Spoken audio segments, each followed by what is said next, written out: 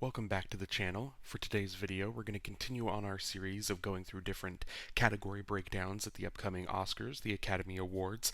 And so for today's video, we're going to take a look at the Best Original Score category.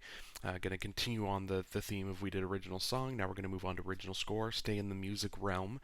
And it's worth pointing out that since last video, I still haven't trained or taught myself a little bit more, about the workings of music. So bear with me as we kind of go through these categories. I won't have a whole lot of insight, but we're going to do the same kind of thing that we did last time, where we're going to talk about each of the nominees, and then a couple facts about each thing, and then we're going to rank them with my personal ranking, and then ranking on my predictions of how likely I think they are to win, from 1 being most likely to 5 being least likely. Now, looking at these 5 nominees that we have in this category at the upcoming Oscars, we have four different films here that are nominated for Best Picture, and one film here where its one and only nomination is for Best Original Score. And all of the nominees, the composers in this category, they combine for 60 nominations and 6 wins. Although you're going to see in a couple minutes here, it's really one person here that's kind of carrying a lot of the weight in this category. So without further ado, let's get into the nominees. The first nominee being American Fiction.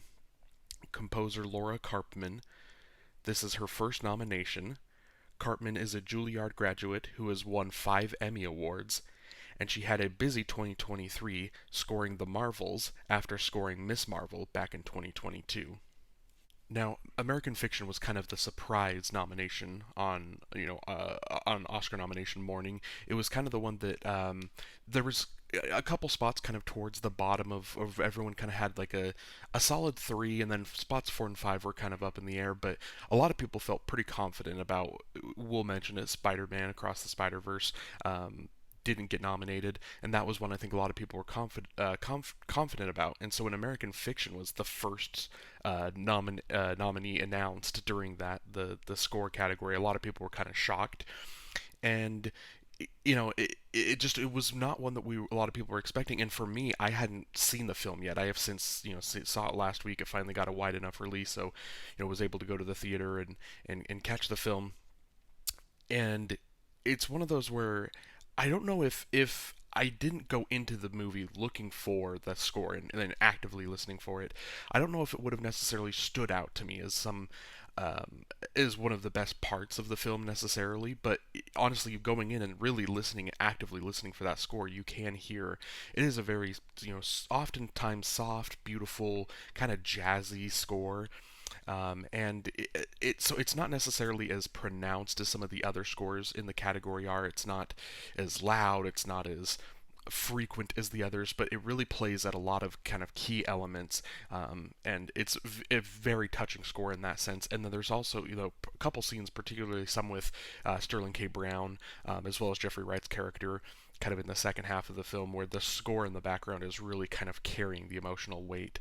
And so while it wasn't necessarily the score that it screams that it needs to be nominated, I think it is a nice honor here for Laura Karpman, and it's a beautiful score. So for my personal ranking, I'm gonna rank this 4th. And then for my prediction, I'm going to put it in 5th. Again, this was kind of the surprise on nomination morning, so I think it would be 10 times bigger surprise if it was able to win at the Academy Awards on March 10th. Our next nominee is Indiana Jones and the Dial of Destiny. The composer is John Williams. This is his 54th nomination, and he has 5 wins. His wins are for Fiddler on the Roof, Jaws, Star Wars, E.T. the Extraterrestrial, and Schindler's List. His 54 nominations makes him the second highest nominated individual at the Academy Awards, 5 shy of the all-time record held by Walt Disney. Dial of Destiny becomes the 4th Indiana Jones film to earn John Williams an Oscar nomination, joining Raiders of the Lost Ark, Indiana Jones and the Temple of Doom, and Indiana Jones and the Last Crusade. Now, in the intro, I kind of hinted at someone kind of carrying a lot of the weight here in terms of the nominations and wins, and it is obviously the legend John Williams. He has had a tremendous career, has kind of flirted with retirement in the last couple years, but I think has since kind of come back on that. I think he he has kind of said that he just enjoys, composing these scores too much and is going to continue to do this. This is what obviously what he loves to do. It's what he was born to do, um, and he has done an excellent job of throughout his career crafting so many iconic scores. We talk about Star Wars, we talk about Jaws. These iconic franchises that he's the at the helm of these scores. And you talk about Indiana Jones, 5 films now, 4 of which have gotten him an Oscar nomination. So it joins that rank of just that classic film score. But what's interesting about this category is because this is the best original score category, and so I don't know exactly what the percentage is, but there's a percentage where like X% of your score has to be original, brand new music in order to qualify for this category. And so when you think of Indiana Jones, when you think of that iconic score, you think of that iconic theme for Indy, that's not what is being nominated here because that's obviously not the original part of this original score. So while that OG, riff for, that theme for Indiana Jones is classic, it is a staple in cinema history, it's not what's being nominated here. It's the new music. And so there are some parts, a lot of the action scenes have great kind of swelling orchestral action score, that's playing.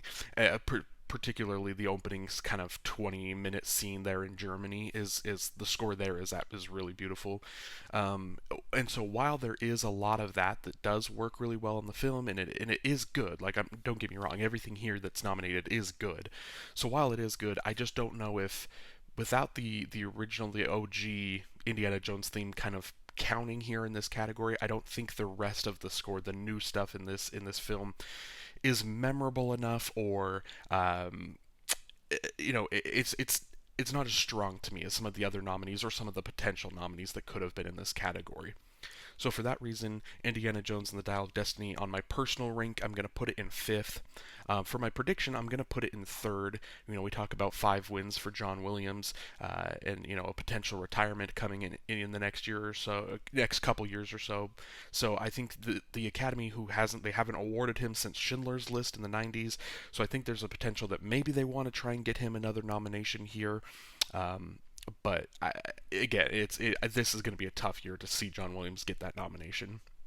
The next nominee that we're going to take a look at is Killers of the Flower Moon, composer Robbie Robertson.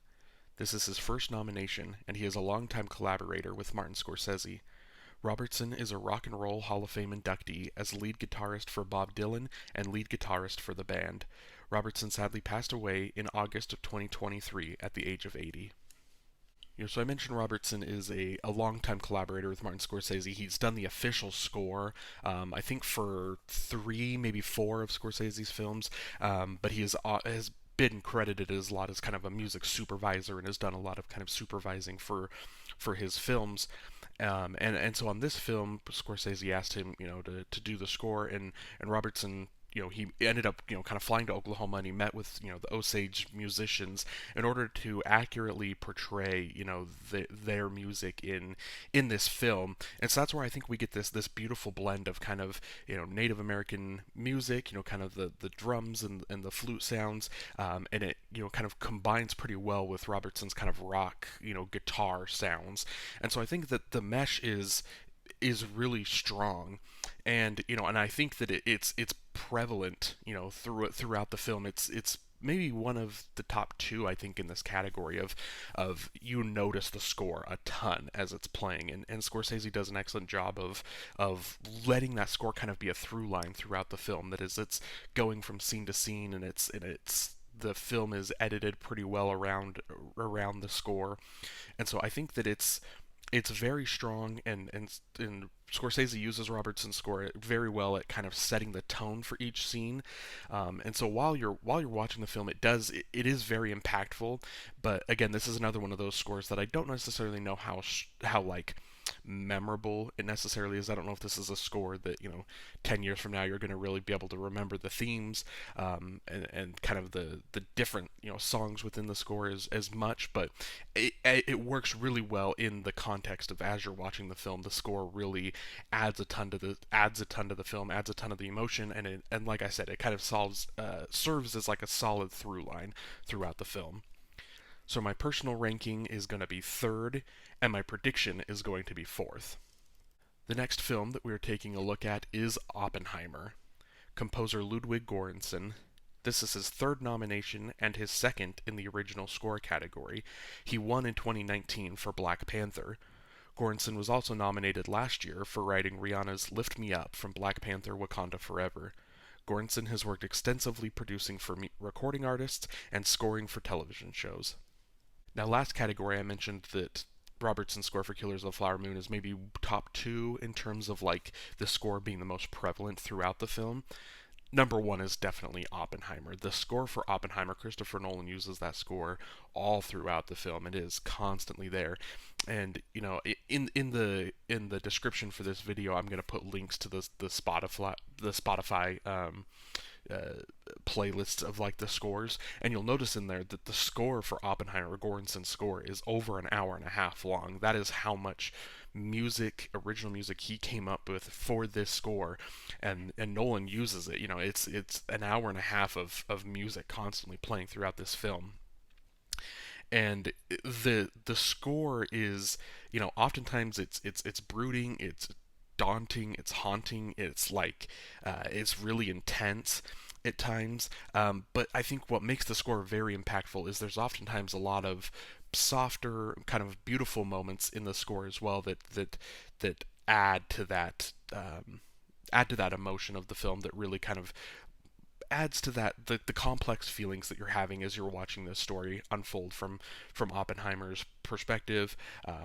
And I think that ultimately this is the score from this year that when you look back in a couple years, you're going to really remember this is the score. This is the most memorable one, and it's the one that's, I think it's just going to have kind of the biggest impact in terms of film scores from this year. So for my personal ranking, I am putting Oppenheimer at 1, and my prediction is that it will win. I am putting Oppenheimer in the 1 spot. And then the final nominee that we're going to take a look at is Poor Things. Composer Jerskin Fendrix. This is his first nomination. In 2020, Fendrix released an album called Winteries.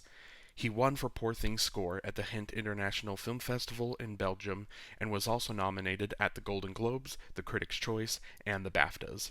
Now, Fendrix's score here for Poor Things is definitely the most unique of all the nominees, and it's often kind of got like a plucky kind of sound, and it's unconventional at times, which makes for kind of an engaging listening experience, and it really kind of adds to the atmosphere of the film as you're watching it. But I think the strongest part of Fendrix's score for Poor Things is when in kind of, especially in the second half of the film, when the score kind of slows down a little bit, and it becomes this really kind of beautiful, kind of this strong, oftentimes kind of softer emotional piece that really kind of carries us through Bella Baxter's journey, in the second half of the film. And so I think the score, while especially if you saw, especially if you're on TikTok, there was a lot of promotion for Poor Things on TikTok, but a lot of the advertisements for Poor Things kind of use the pluckier, kind of the funkier sounds, and those are definitely the more memorable parts of the score. And so when at the Oscars this year, if they do if they play snippets of the score when the films win, those will be the snippets they play as kind of the funkier, kind of the pluckier noises. But I think absolutely the stronger parts of this film score are those softer, more emotional pieces that are kind of leading us through Bella Baxter's journey. And so for my personal ranking of Poor Things, I'm putting it in second. I honestly was very close to putting it ahead of Oppenheimer, but ultimately, like I mentioned, I think Oppenheimer's the score that's a little bit longer lasting impact, and so I gave that the personal edge. And then my prediction for Poor Things is going to be second as well. And that's it. Those are the nominees for this year's Best Original Score category. Let me know in the comments down below which are your favorites from the category, and which films or which scores you think should have been nominated that didn't. Obviously, I know that Spider-Verse is going to get a lot of the vote there in terms of that, of the score that people wanted to see. But just let me know down below your thoughts on on the snubs, who you think's going to win, who you want to win. And then also while you're down there in the comments as well, let me know what categories you want to see me do video breakdowns for next. Again, I mentioned it in the last category breakdown that I'm kind of trying to avoid a couple of the categories if I haven't seen all of the nominees yet. So animated film until I can find Robot Dreams, international film. There's a couple of those that aren't really available yet, as well as some of the documentaries are a little bit harder to find right now. So I'm going to wait on a couple of those categories. But yeah, just let me know down in the comments below any categories you want to see me break down next, and I will look into getting to those videos quicker for you as well. So again, thank you for watching and hope you have a great day.